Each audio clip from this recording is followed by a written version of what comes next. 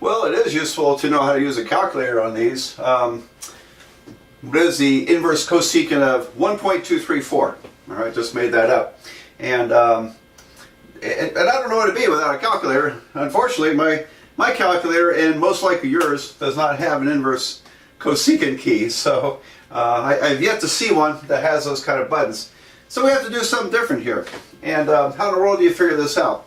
Well, we know this is equal to what? Is this equal to a number or an angle? Yeah, there's a number. The inverse trig function would equal to an angle. So I'll call it theta, our favorite Greek letter for angles. Okay, which means that the cosecant of theta is 1.234. All right, well, now what this does for us is it allows us to get to a trig function we can use on a calculator, namely the reciprocal of cosecant, which would be sine. So the sine of my angle would be the reciprocal here, 1 divided by 1.234. And now I can get theta. Theta, which is this answer, will be the inverse sine. There is that furnace next door. Sorry about the extra noise here. Inverse sine of this fraction. And now we'll get an answer that's in degrees if you're in degree mode, and radians if you're in radian mode. So once again, you gotta know what mode you're in. And alright, so I'm going to take the inverse sine, parentheses, 1 divided by 1.234, close parentheses, and I get about 54.13 degrees. Alright, so this is about 54.13 degrees. I guess I could put it up here too, right? 54.13 degrees. There you go. So what do we learn out of this? All right. Well, you can memorize that when you have one of these, like a cosecant inverse or an inverse secant or inverse cotangent, you can convert it to its related function by taking the reciprocal of the number.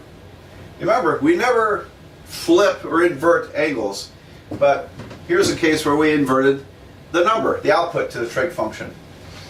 And so so you can remember that maybe as a technique, or if you forget, just use your analytical skills. So let me do one more of these just for the road. So let's calculate the inverse cotangent of 0.693. All right. So I'm going to do it the analytical way one more time and say, well, okay, what if that's equal to an angle, theta? Then this tells us that the cotangent of theta is my number, 0.693. And because I need a function that's on my calculator, I'm going to convert cotangent to tangent by inverting the number, not the angle. So tangent would be 1 divided by 0.693. And let's don't calculate this shit. We'll just plug it in at the end and let the calculator use all the decimal places. So from here, theta would be the inverse tangent of this reciprocal, 0.693. And that's approximately, now again, I'm in degree mode, so you know, textbooks might have answers in radian mode. You have to check that, so you'd have to convert to radians or be in radian mode. It's kind of a nuisance.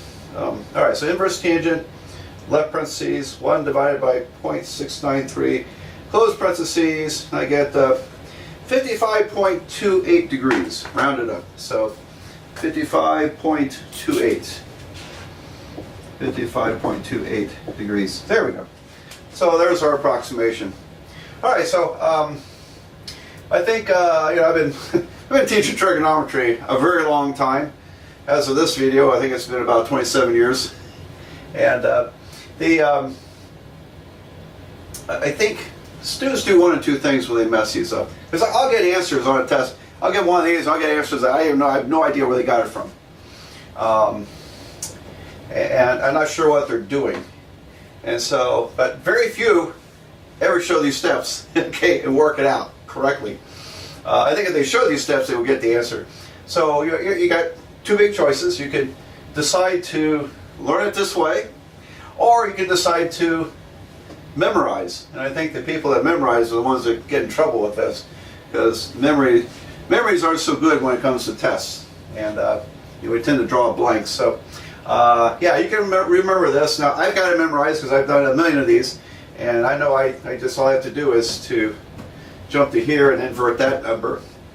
But it's not a bad idea to learn these steps, I think. So because I hate to see people miss these problems on a test. This is supposed to be an easy problem. It's just a calculator problem, isn't it? And you can do that, all right, without screwing it up. So, okay, well, we're done with the inverse trig functions in the first quadrant, and now, unfortunately, we got to, excuse me, unfortunately, we got to complicate things a bit and start thinking about these in other quadrants, and that's where it can get a little complicated. And you really need to take some good notes on this.